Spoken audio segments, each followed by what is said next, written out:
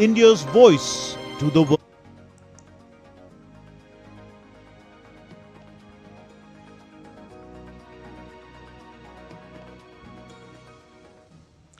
Hello and welcome and namaste from New Delhi. You're watching DD India News Hour. I'm Gautam Roy. Coming up over the next 1 hour. Prime Minister Narendra Modi begins the second day of his visit to Japan, departs from Tokyo for Sendai on a bullet train with Prime Minister Ishiba to visit a semiconductor factory.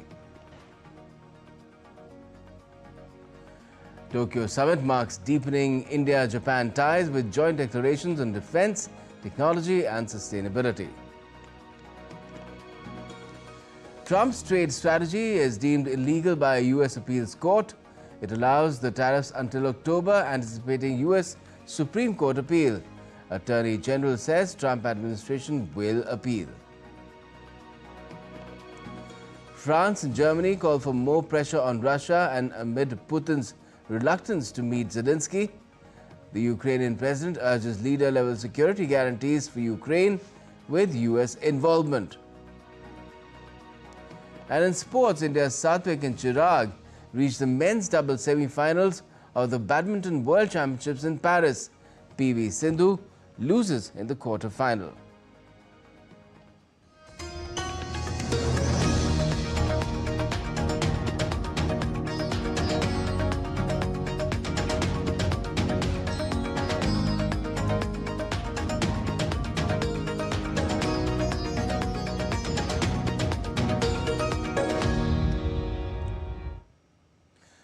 Prime Minister Narendra Modi's visit to Japan has added fresh momentum to diverse areas of cooperation between the two nations. Day 2 is high and on the technology quotient. Prime Minister Modi and his Japanese counterpart Shigeru Ishiba are riding a bullet train from Tokyo to Sendai, and they'll witness a semiconductor manufacturing facility there. Now, their destination will be a major semiconductor facility in the Miyagi prefecture. DD India's Shubhendu Ghosh explains the importance of the technology partnership between the two Asian giants. Prime Minister Narendra Modi's visit to Japan has added fresh momentum to diverse areas of cooperation between the two nations. Day 2 is high on technology quotient. Prime Minister Modi and his Japanese counterpart Shigeru Ishiba will visit Sendai in Miyagi Prefecture on a bullet train and witness a semiconductor manufacturing facility. Semiconductors are the essential building blocks of modern electronics, acting as the hidden brains that make devices work. The India-Japan partnership has tremendous potential to offer the world reliable and credible alternatives to global supply chains of critical technologies. Earlier on Friday, addressing the India-Japan Economic Forum, Prime Minister hailed the partnership between the two nations in critical tech like semiconductors. Japan tech powerhouse है और भारत एक talent power house है। भारत ने AI, semiconductor, quantum computing, biotech और space में bold और ambitious initiative लिए हैं। जापान की टेक्नोलॉजी और भारत का टैलेंट मिलकर इस सदी के टेक रिवॉल्यूशन का नेतृत्व कर सकते हैं। In 2021, the Indian government approved semiconductor mission with a 76,000 crore outlay. From 2023 to 2025, rapid setup of major facilities by domestic and foreign firms with significant investments. India-Japan Semiconductor Supply Chain Partnership started in 2023. Japan holds significant global market share of around 30% in semiconductor manufacturing equipment. Japan occupies about 50% of the market share in semiconductor materials. Establishment of a semiconductor OSAT in Sanand, Gujarat by the Japanese semiconductor firm Renesas Electronics. Tokyo Electron and Tata Electronics have launched a strategic partnership to establish a semiconductor ecosystem in India. Prime Minister Modi and Prime Minister Ishiba will travel from Tokyo to Sendai in a bullet train. Japan introduced the world to the concept of new high-speed railways in 1964 and continues to be a global leader, pushing the boundaries of speed, capacity and safety on its Shinkansen lines. India's first bullet train project is the Mumbai-Ahmedabad high-speed rail corridor, a 508-kilometer route connecting two major cities with technical and financial assistance from Japan using Shinkansen train technology. The project is currently under construction, with the Gujarat portion expected to be completed by late 2027 and the entire corridor by late 2029. In the spirit of strategic partnership between India and Japan, the new generation E10 Shinkansen train will be introduced simultaneously in India and Japan. The bullet train project, in many ways, symbolizes the core values of India-Japan relations, values of trust, speed, and innovation. Shubhendu Ghosh's report, DD India, Tokyo. And taking greater strides in the steadfast India-Japan ties, Prime Minister Modi met with the governors of 16 prefectures in Tokyo on Saturday. Prime Minister Modi highlighted the potential of state-prefectures collaboration. He urged action under the State-Prefecture Partnership Initiative launched during the 15th India-Japan Annual Summit for Shared Progress just yesterday. The discussions focused on ways to further deepen the growing partnerships between Indian states and Japanese prefectures or provinces in the fields of technology, innovation, investment, skills, startups and SMEs.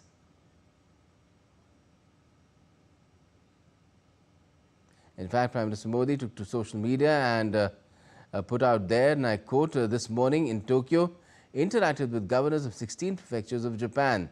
State-prefecture cooperation is a vital pillar of India-Japan friendship. This is also why a separate initiative on it was launched during the 15th Annual India-Japan Summit yesterday. There is immense scope to cooperate in areas like trade, innovation, entrepreneurship and more. Futuristic sectors like startups, tech and AI too can be beneficial." End quote. And a special yoga session was also organized on Saturday at the observation deck of the iconic Sky Tree in Tokyo. The session took place in honor of Prime Minister Modi's Japan visit. At over 600 meters, Sky Tree is said to be the tallest broadcasting tower in the world. And earlier on Friday evening, the iconic tower was lit in the colors of India's flag, the national flag, the tricolour, to honor Prime Minister Modi's visit and India-Japan friendship. So let me now take you across directly to Tokyo to my colleague Shubhendu Ghosh, who's been tracking all the developments related to Prime Minister Modi's visit there in Japan. Shubhendu, right now, of course, the Prime Minister is on his way to Sendai, and we put out that report that you sent on the significance of that Sendai visit. But just tell us about this meeting with the different governors of prefectures as well. To what extent already do states and prefectures in Japan have been collaborating, interacting, and how is it going to be now taken to the next level?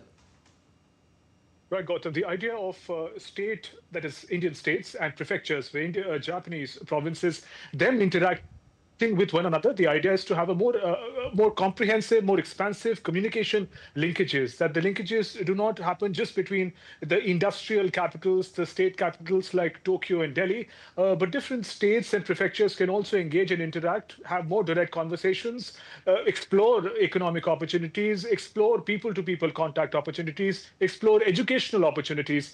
That is the vision that was also put forth in a very important way by the two leaders at the end of the 15th India-Japan Annual Summit.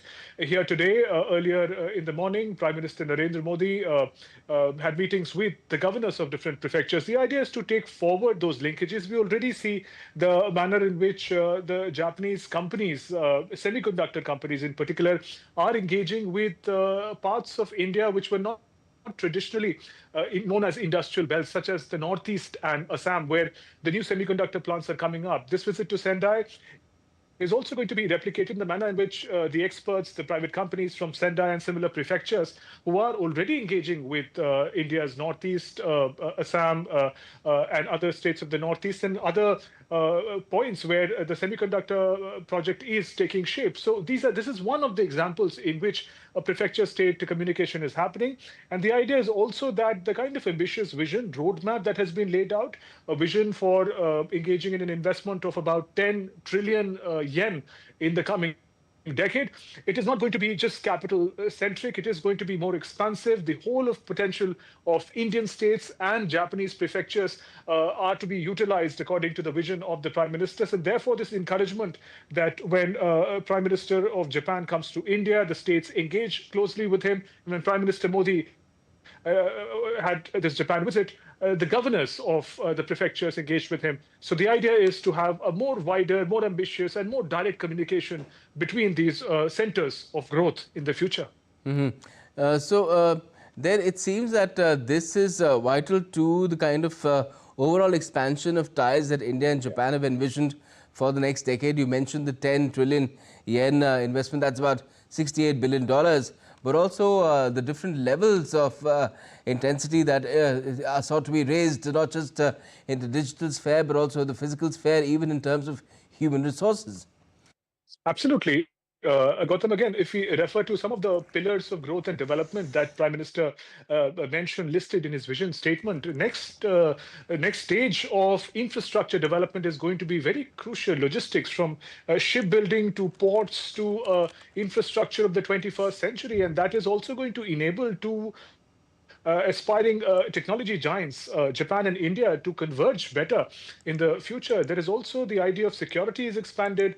It's not just talking about the concerns of the Indo-Pacific. There is also the challenge of terrorism, also cyber security. So we see a very diversified way of approaching key challenges and opportunities by both the countries. And for that to happen, this engagement, people-to-people connect, has to be also on a wider scale. Prime Minister mentioned, in fact, very specifically, that we need a Japan-ready workforce. Japan is already warm and welcoming of Indian people, but having very specific skill sets would enable the talented workforce to be absorbed quickly in a more efficient manner into the Japanese and Indian industrial ecosystem. So in that sense, the investment that has been talking about, people-to-people connect that has been talking about, all of this is going to together, in fact, have a role to play in what Prime Minister said, that the Asian century and that India-Japan partnership could in fact be the most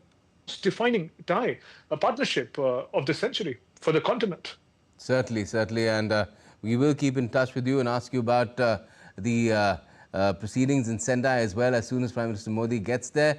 We have played out that report for the moment on the significance of this visit as well, a ride on the bullet train and then the visit to a Japanese semiconductor factory as well. Thanks a lot for joining us for the moment, Shubhendu Ghosh. And still to come in this edition of DD India News Hour. The White House dismisses the suggestion that President Donald Trump has been fooled by his Russian counterpart, Vladimir Putin. And Trump's move to end Venezuelan protections have been halted by a U.S. appeals court.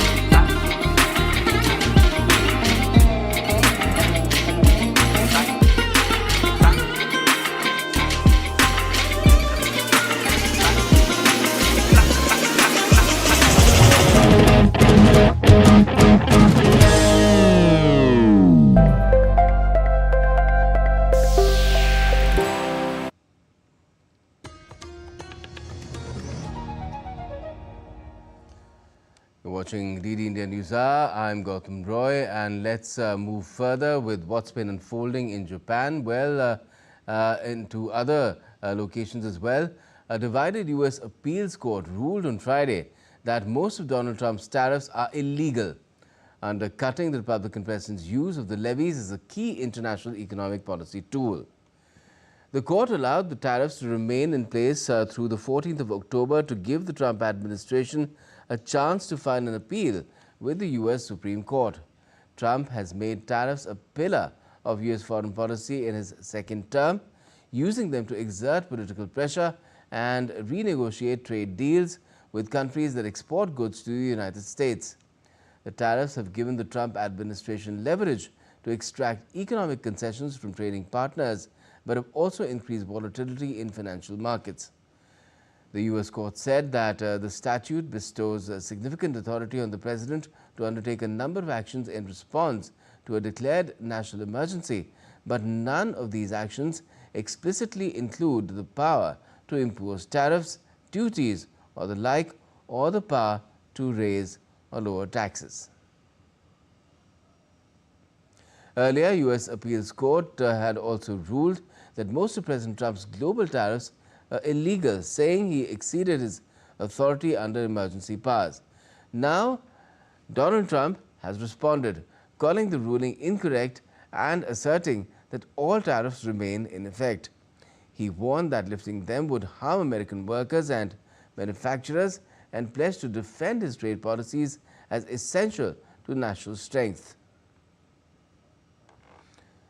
And in yet another blow to the Trump administration, a federal appeals court blocked its efforts to end temporary protected status for hundreds of thousands of Venezuelans living in the United States.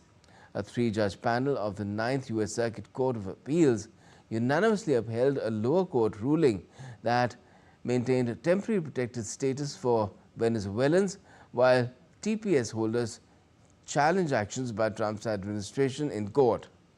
A further appeal by the administration is likely. Spokesperson for the U.S. Department of Homeland Security in a statement said, "The ruling delays justice and undermines the integrity of our immigration system. Temporary protected status is available to people whose home country has experienced a natural disaster, armed conflict, or other extraordinary event. It provides eligible migrants with work, authorization, and temporary protection from deportation." Colombian soldiers and armored vehicles were deployed across key checkpoints along the Venezuelan border following President Gustavo Petro's directive to intensify military presence in the troubled Catatumbo region.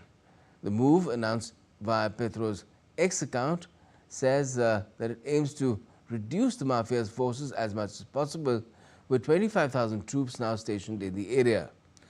The move comes amid rising geopolitical tensions, including a significant U.S. naval ship buildup in the southern Caribbean, which Washington says targets Latin American drug cartels.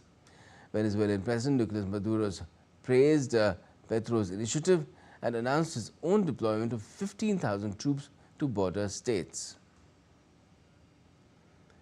Argentine police carried out high-profile raids on Friday at the offices of the National Disability Agency and pharmaceutical firm Suizo Argentina as part of a widening corruption investigation involving President Javier Milei's influential sister. The probe centers on allegations that Karina Milei received a 3% commission on payments made by Andes for medicine purchases from Suizo Argentina. The claims surfaced through leaked audio recordings, reportedly featuring former agency head Diego Spagnuolo, who was dismissed after the tapes became public. Now, Kyiv is engaged in a diplomatic push to try and bring to an end the Russian conflict, which is now in its fourth year, and to secure critical commitments from its partners to fend off any future invasion. President Volodymyr Zelensky has urged allies on Friday to swiftly elevate talks on security guarantees for Ukraine at the level of leaders. Ukrainian leader was speaking at the official opening ceremony of the National Military Memorial Cemetery on Friday. The Ukrainian president said he expects to continue talks with European leaders next week on commitments to protect Ukraine, adding that U.S. President Donald Trump should also be involved. What we want is these security guarantees from key European countries and the United States. We're supported by the European parliaments and the US Congress. Yes, we want legally binding security guarantees. We do not want another Budapest Memorandum or the Minsk agreements. Regarding the security guarantees, we are organizing the European track next week so that everyone understands clearly the architecture. Then, during a meeting next week, we want to connect with President Trump and tell him how we see it. Zelensky also raised Trump's self-imposed deadline for deciding on new measures against Russia if President Vladimir Putin fails to commit to a one-on-one meeting with the Ukrainian leader. Ukrainian officials say Russia, which has continued attacking cities with missiles and drones and is pressing a battlefield offensive, has no interest in seeking peace. Later, Ukraine's President Zelensky's chief of staff, Andriy Yermak, also held a meeting with U.S. Special Envoy Steve Witkoff to discuss a need for pressure on Moscow to bring peace closer. Now, France and Germany on Friday vowed to step up pressure on Russia over its war against Ukraine, threatening further sanctions if President Vladimir Putin failed to turn up for talks with Ukraine's leader. French President Emmanuel Macron has pledged to continued push for tougher measures on Russia, and German Chancellor Friedrich Merz has said that the war in Ukraine could still last for many months, but Kyiv's supporters are ready to continue their aid. Merz said that it seems clear there will be no meeting between Russian President Vladimir Putin and Ukrainian President Volodymyr Zelensky anytime soon. The coming days will be decisive, marking the end of the period agreed upon with President Trump and President Zelensky to secure initial meetings, and we will continue to exert pressure for additional sanctions to be adopted by ourselves, and we are ready for that, but also by the United States of America in order to force Russia back to the negotiating table, while at the same time maintaining our support. This war may last for many more months. We should be prepared for that. We are prepared to act in close coordination with the European partners, with the Americans, and also with the coalition of the willing. Emmanuel Macron has pointed out that there are 30 countries worldwide that are ready to help Ukraine and are doing so very practically. Keeping this coalition of the willing together is one of our urgent tasks. I want to say it once again. And on the eve of his visit to China, Russian President Vladimir Putin blasted Western sanctions as his country's economy teeters on the brink of recession, wounded by trade curbs and the cost of his war in Ukraine.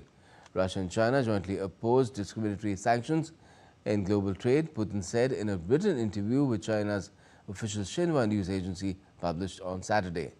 Putin will be in China, Russia's biggest trading partner, from Sunday to Wednesday in a 4-day visit that the Kremlin has called unprecedented. Putin will first attend the 2-day summit of the Shanghai Cooperation Organization in Tianjin. The security-focused SCO, founded by a group of Eurasian nations in 2001. It has expanded now to 10 permanent members, including Iran and India. Putin will then travel to Beijing to hold talks with Chinese President Xi and attend a massive military parade in the Chinese capital, commemorating the end of the Second World War after Japan's formal surrender. Ukrainian Prime Minister Yulia Sviridenko has urged the United Nations Security Council on Friday for more air defense systems following the latest deadly missiles and drone strikes on her country. President Zelensky spoke with the Secretary General yesterday to discuss the necessary steps to stop the killings.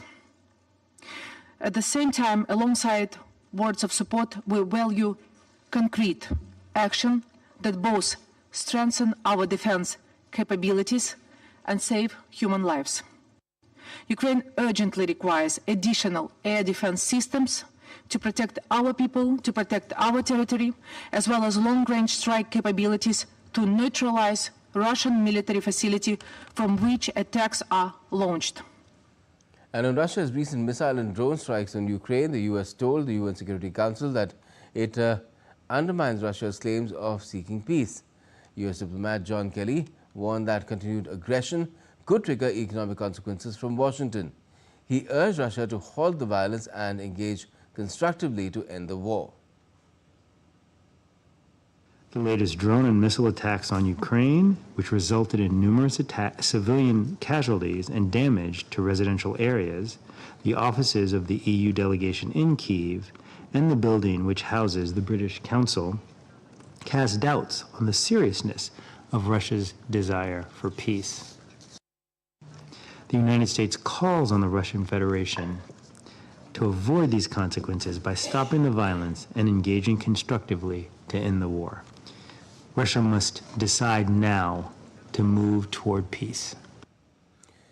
Meanwhile, the United States is still said to be working on a Russia-Ukraine peace summit. The White House has said President Trump and his national security team continue to be engaged with Russian and Ukrainian officials towards a bilateral meeting to stop the killing and end the war. Texas Governor Greg Abbott has signed into law a bill to redraw the state's congressional maps at the behest of President Donald Trump in an effort to flip 5 U.S. House seats held by Democrats to Republicans. The Texas map, drafted in the rare mid-decade redistricting, prompted fierce protests from Democrats and sparked a gerrymandering tug-of-war for voters in the states across the country. After signing the bill with a marker, Abbott, in a video posted on social media, and said Texas is now more red in the United States Congress. The head of Texas Democratic Party criticized Abbott, saying he and Republicans effectively surrendered Texas to Washington with the new map. The U.S. has said it will not allow Palestinian Authority President Mahmoud Abbas to travel to New York next month for a United Nations gathering of world leaders. Here, several U.S. allies are also said to recognize Palestine as an independent state. The State Department officials said that Abbas and about 80 other Palestinians would be affected by the decision to deny and revoke visas from members of the umbrella Palestinian Liberation Organization and the West Bank-based Palestinian Authority. Abbas has been planning to travel to the U.S. for the annual high-level UN General Assembly at the UN headquarters in Manhattan. He was also said to attend a summit there hosted by France and Saudi Arabia, where Britain, France, Australia and Canada have pledged to formally recognize a Palestinian state. Abbas's office said it was astonished by the visa decision and the arguments that were put forward by what was happened. As Washington intensifies a broader naval buildup in the southern Caribbean to target drug gangs in Latin America, a U.S. warship docked near the Panama Canal on Friday. 7 U.S. warships, along with 1 nuclear-powered fast-attack submarine, are either in the region or are expected to be there soon, bringing along more than 4,500 sailors and Marines. U.S. President Donald Trump has said combating drug cartels is a central goal of his administration, and U.S. officials have also said that the military efforts aim to address threats from those cartels. Now let's take a look at some other stories making news around the world as well. North Korean leader Kim Jong-un meets families of foreign soldiers who were killed in overseas military operation. While speaking, Kim presenting photographs of foreign soldiers to their bereaved families. Taking group photographs with bereaved families is what has been happening.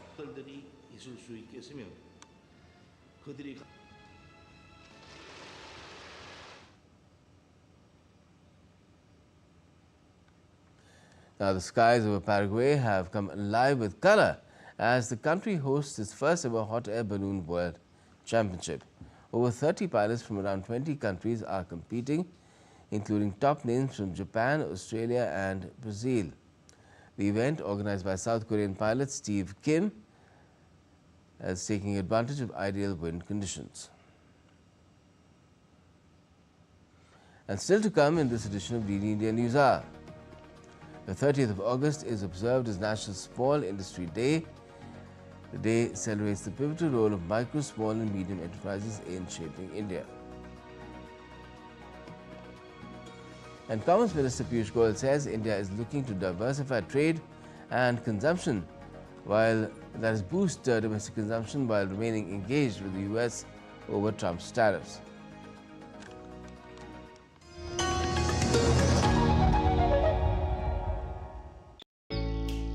Jharkhand will mesmerize you with majestic nature, rich heritage and colorful culture.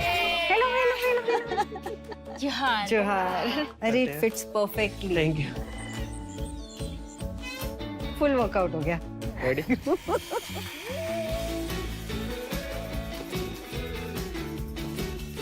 Postcards from Jharkhand on National Geographic.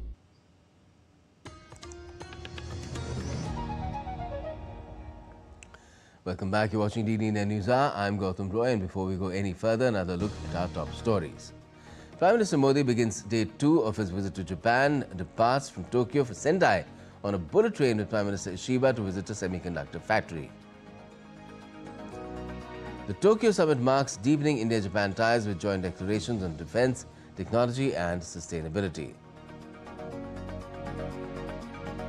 Trump's trade strategy is deemed illegal by a US appeals court. It allows the tariffs to continue till October, anticipating an appeal. Attorney General says Trump administration will appeal that order.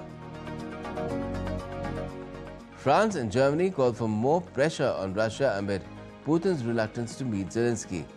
The Ukrainian president urges leader-level security guarantees for Ukraine with US involvement. And in sports, India's Satwik and Chirag reached the men's doubles semi-finals of the Badminton World Championships in Paris. PV Sindhu loses out.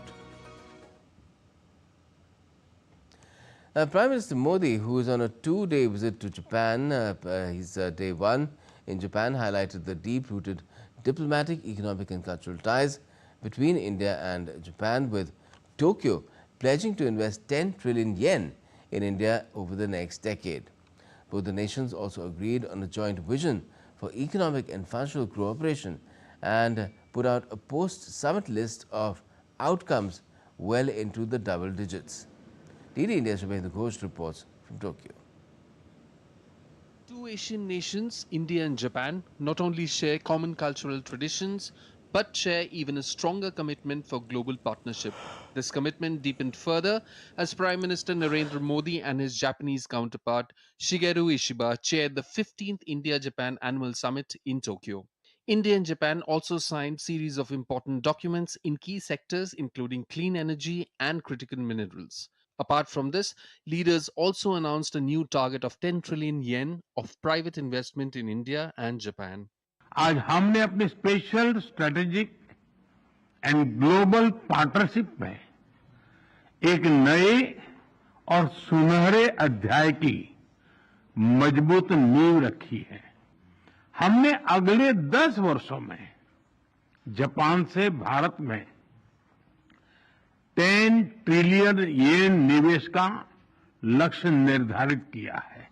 Both the nations signed a document with a joint vision for the next decade that includes India-Japan Joint Vision for the Next Decade, Joint Declaration on Security Cooperation, Action Plan for India-Japan Human Resource Exchange, Memorandum of Cooperation on Joint Crediting Mechanism, MOU on India-Japan Digital Partnership 2.0, Memorandum of Cooperation in the Field of Mineral Resources, launch of the India-Japan AI Initiative, Joint Declaration of Intent on Clean Hydrogen and Ammonia, Memorandum of Cooperation on Cultural Exchange, MOU on Decentralized Domestic Wastewater Management, Memorandum of Cooperation in the Field of Environment Cooperation, and implementation of Agreement on LUPEX.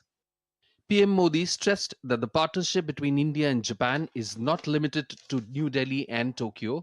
Rather, these engagements will deepen through institutional cooperation between the states of India and the prefectures of Japan.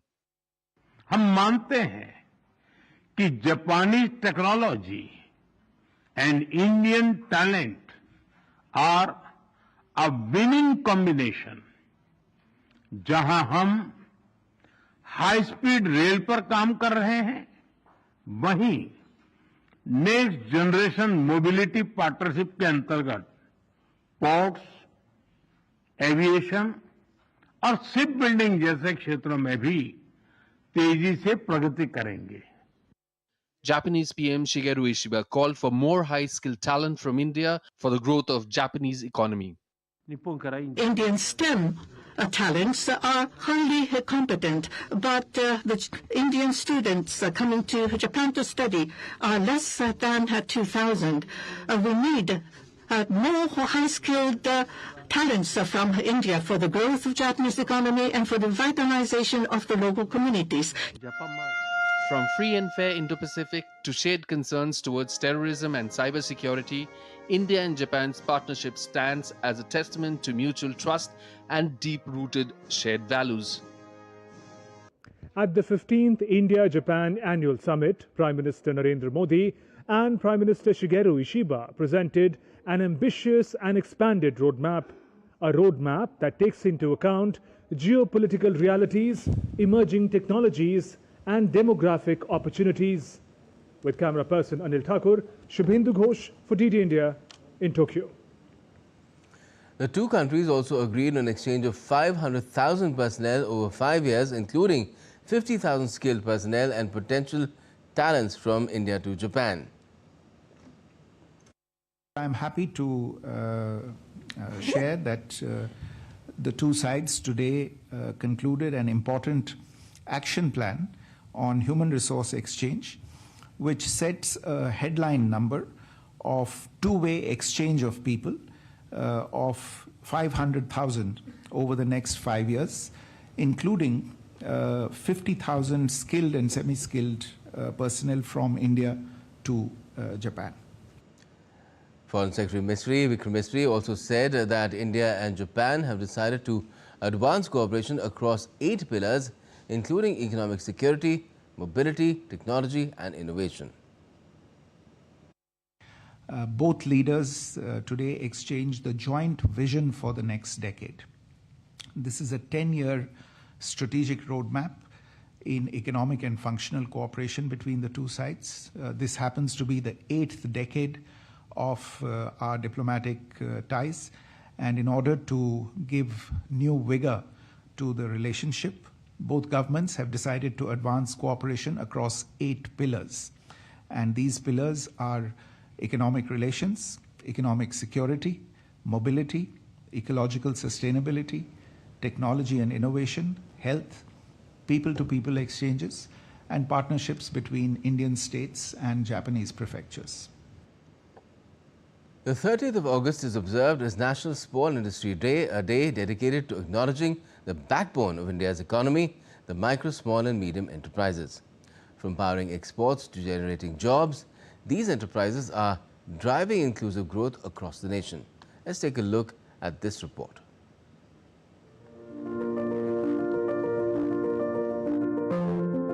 Micro, small and medium enterprises, better known as MSMEs, are the lifeline of India's economic engine. Globally, they account for 90% of businesses and nearly 70% of jobs. In India, the sector stands second only to agriculture in employment generation, creating millions of opportunities at low capital cost and complementing the growth of large industries. The resilience of India's MSMEs is reflected in numbers. Their share in the country's GDP has hovered close to 30% over the past few years, even bouncing back strongly after the COVID-19 pandemic. On the export front too, MSMEs contribute to nearly half of India's total shipments, showcasing their role in strengthening India's global trade footprint.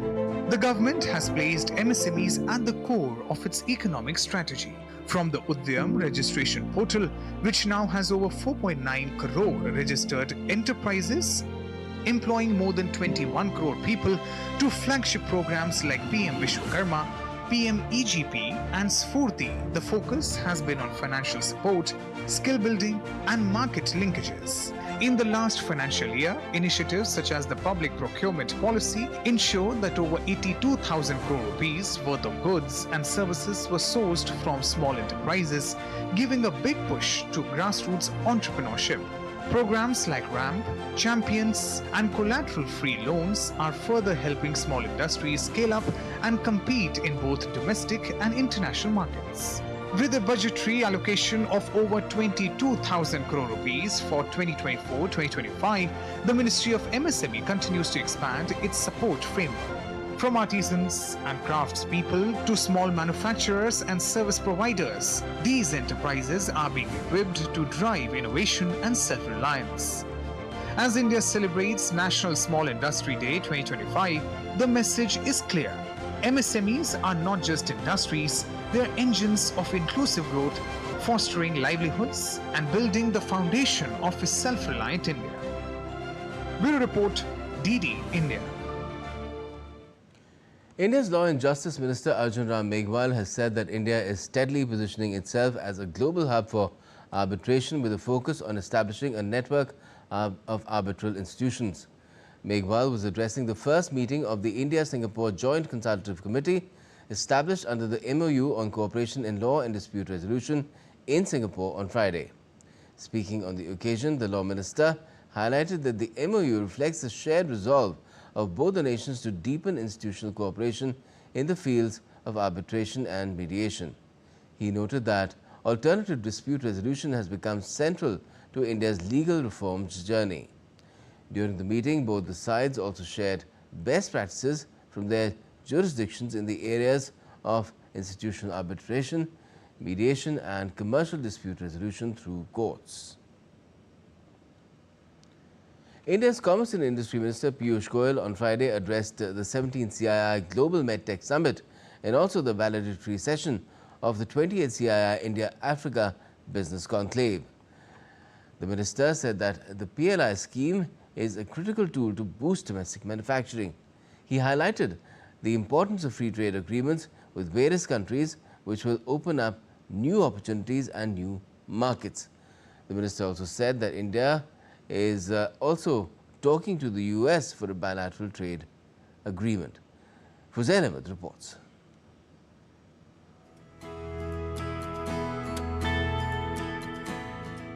India's Commerce Minister Piyush Goyal on Friday urged industry to have bold goals for growth and to meet the aspirations of a vibrant India. Addressing the 17th CII Global MedTech Summit, the minister also spoke about trade agreement talks with various countries. A government which is working with the advanced countries, with developed economies, to have better trading options, free trade agreements. We've already concluded Mauritius, Australia, UAE, UK.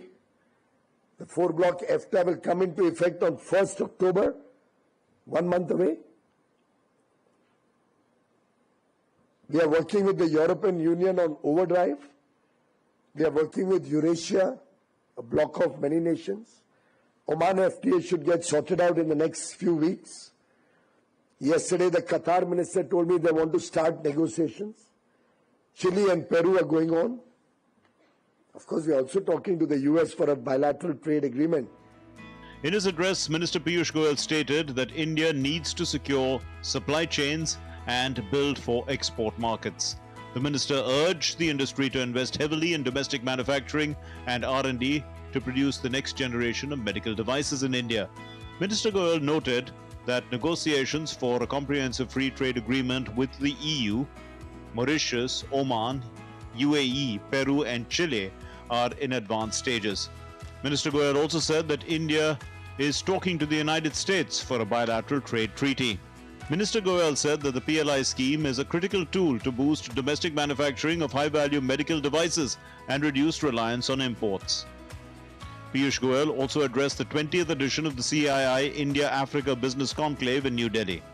Sectors of cooperation like agriculture, food security, manufacturing and industrialization, the cooperative movement or self-help group movement, the potential to work with each other on education, skill development, capacity building in terms of research and development, innovation, the startup ecosystem, capacity building in healthcare, pharmaceuticals, renewable energy, some of which our honorable ministers alluded to, provide such a wide spectrum of opportunities for mutual benefit. Calling the Global South the true voice of the developing world, Piyush Goyal urged African countries to work with India at multilateral platforms like the WTO to create common objectives and influence global decision-making. Fuzail Ahmed's report for DD India. And still to come in this edition of DD India News Hour. Indian athlete Neeraj Chopra had to settle for second place in javelin at the Diamond League.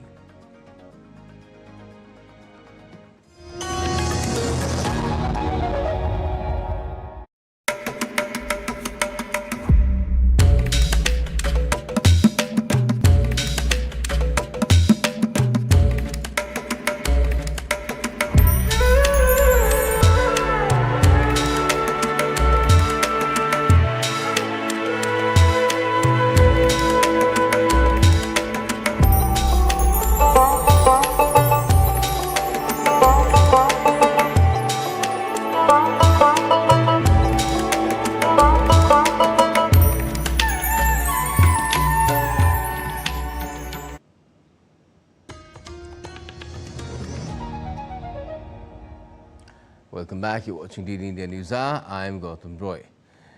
Now, a court hearing on President Donald Trump's attempt to fire Federal Reserve Governor Lisa Cook ended on Friday with no immediate ruling on the unprecedented legal fight, meaning the U.S. central bank policymaker will remain in place for now. After hearing oral arguments for 2 hours in a court in Washington, D.C., U.S. District Judge Gia Cobb asked Cook's lawyers to file a brief on Tuesday laying out in more detail their arguments for why the ouster was unlawful. The case, which will likely end up before the U.S. Supreme Court, has ramifications for the Fed's ability to set interest rate policy without regard to politicians' wishes, widely seen as critical to any central bank's ability to keep inflation under control. The Fed has said it would abide by any court decision. It has given no indication that Cook's status as a member of its board of governors has changed, and she remains listed on its website as an active member of several internal committees. Now, India's real GDP grew 7.8% in the first quarter of the financial year 25-26 compared to 6.5% growth during Q1 of FY 24-25. According to data released by the Ministry of Statistics and Program Implementation, nominal GDP has witnessed a growth of 8.8% in Q1 of FY 25-26. Agriculture and allied sectors have observed a real gross value added growth of 3.7% as compared to the growth of 1.5% registered in Q1 of last financial year. Manufacturing and construction sectors registered above 7.5% growth.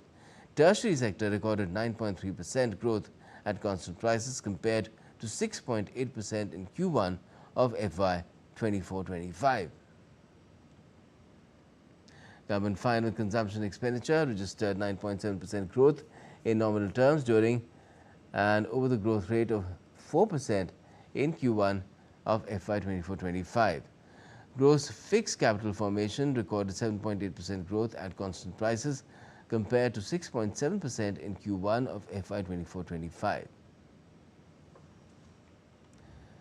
Now let's talk about sports, and India's top men's doubles pair Satwik-Chirag Ranki Reddy and Chirag Shetty exacted sweet revenge on Friday by defeating Malaysia's Aaron Chia and Wu Yik-so 21-12 and 21-19 in the quarterfinals of the BWF World Championships in Paris. The win avenges their loss to the same duo at the Paris Olympics quarterfinals. The victory guarantees Ranki Reddy and Shetty a medal, their second at the World Championships. They previously clinched bronze at the 2022 edition in Tokyo, where they were ironically ousted by the same Malaysian pair in the semi-finals. With the result, India's streak of winning at least one medal at every BWF World Championships since 2011 continues unbroken. Satwik and Chirag will now take on world number 11 Li Yu and Bo Yang Chen of China in their semi-final on Saturday. Indian Olympic gold medalist Neeraj Chopra had to settle for second place in javelin at the Diamond League final in Zurich, finishing runners-up for the third straight year. Germany's Julian Weber stole the spotlight with a dominant show to clinch his maiden Diamond League trophy. Now in Hockey Asia Cup, Team India began their campaign with a thrilling 4-3 win over China in their Pool A match at Rajgir. Indian captain Harmanpreet Singh bagged a hat-trick despite missing a penalty stroke, and Jugraj Singh scored once to lead India to victory. Underdogs China pushed India to the limit, first taking an early 1-0 lead and then bouncing back from 3-1 down to tie it at 3-3. It's the ideal start for hosts India, who will be aiming to win the Asia Cup and clinch direct qualification for the FIH Hockey World Cup. Paul Fitzgerald, the head of World Para Athletics, has said that India's investment in the Mondo track is a significant step towards empowering its athletes. In an exclusive conversation with DD India's Narayan Singh, he praised India's para athletes for their remarkable performances at the international stage. Union Sports Minister Mansukh Mandavia inaugurated the new Mondo Turf at the JLN, and next month we will see the Para-Athletic World Championship will take place here. And right now I am joined by the head of the World Athletics, Paul Fitzgerald. Paul, a very warm welcome to India. And today is the National Sports Day, and a Mondo track has been unveiled here at the JLN Stadium. And next month we will see the coveted Para World Athletic Championship. So, what's your take on this track, considering that next month we will see a mega event here? I look at this track as a fantastic investment that India has made in their athletes. Not just the athletes of this generation, but the athletes who will be inspired in the next generation to see the performances that happen next month. What's your take on the Indian para-athletics and para-athletics players? Para-athletics is growing. The results in the past Asian Para Games and the Paralympic Games and World Championships has seen an explosion of success for Indian athletes. And this is a fantastic opportunity to have them compete on home soil here in New Delhi, to be able to show the world how incredible the investment that India has put into them and the work that they put in to inspire their fellow athletes, to represent India and make an amazing show for all of those who come to the stadium and watch on television. If you talk about the viewership and the TRPs, even the para-athletics athletes are also equivalent in popularity to the able-bodied athletes, and also if you take viewership is also equivalent to that. So what's the reason you find that the para-athletics is also coming equal in terms to the able-bodied athletes? Exposure. The number one reason is that people need to know it exists, they need to tune in, they need to watch, and they will see for themselves how incredible these athletes are. The speed, strength, and skill will be very familiar to them.